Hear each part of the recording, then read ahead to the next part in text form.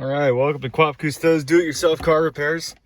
I've had this Ford Explorer now for about 4 years. And the entire 4 years, the front power point hasn't worked. It's pretty corroded. I checked the fuses. Fuses are underneath there. Fuses weren't burnt out for it. Power point 1. The fuses were good.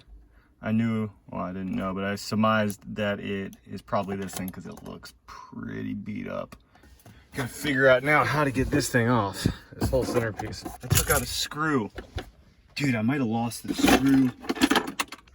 That screw goes right in there. I think it's a 7 mil.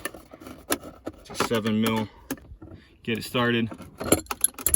And then you can uncrank that. The next step, you want to get some kind of tool. I'm using the thing I use to work on my bike. And you want to find these side creases. Some pressure. Let's go ahead, since that's broken, we don't want to interfere that. We'll slide that back down. Ah, there we go, folks. Now we're cooking. Take that off. You got to keep in mind that the advanced track is connected to it, so you don't want to be too careless with it.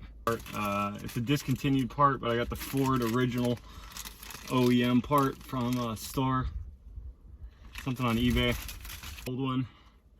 New one.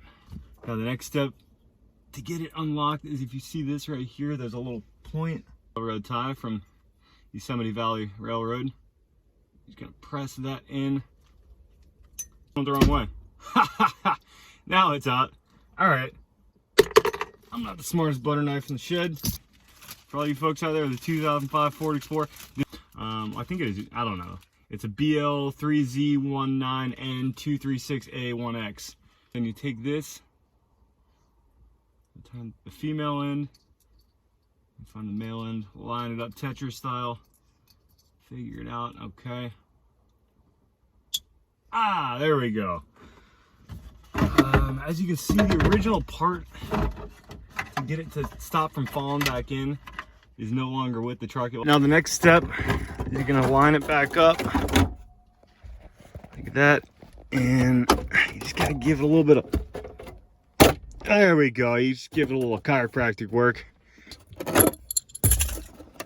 Ratchet that down.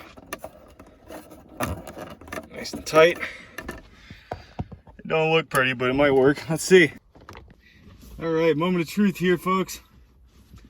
Got this thing completely plugged in, and we're gonna plug in my GoPro and see if there's any power coming through. Come on. Hey, look at that. Red light. Nice. That's how you replace the cigarette lighter. If you want to be PC about it, you can call it the PowerPoint 1 in the truck. Again, you got to rip this thing off pretty easy. Unscrew this. It's pretty easy fix, honestly. All right, thanks for tuning in, folks. That's how to fix your cigarette lighter in your Ford Explorer 2005. Sick!